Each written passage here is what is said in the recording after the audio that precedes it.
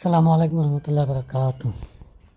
বুঝলাম না, শাকসবজির দাম কি আমাদের এলাকায় বেশি নাকি সিন্ডিকেটের কবলে পড়ছি? তিতা করলা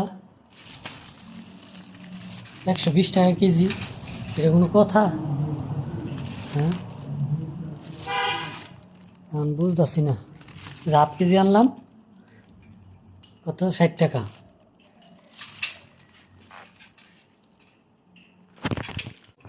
এই যে কিনছি সকালে, গাইমা গেছে ভিতরে, স্পষ্ট বোঝা যায় না।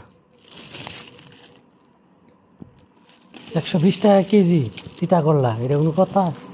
এমনকি আমরা আমাদের নরসিংদীতেই কি দাম বেশি নাকি আমরা সিন্ডিকেটের কবলে আছি?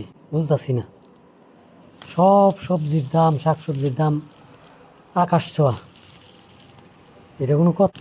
আপনাদের এলাকায় তিতা করলা কত টাকা কেজি একটু জানাবেন তো, দেখি আসলে ব্যাপারটা কি। হুম, ধন্যবাদ সবাইকে, ভালো থাকবেন সবাই, আসসালামু আলাইকুম।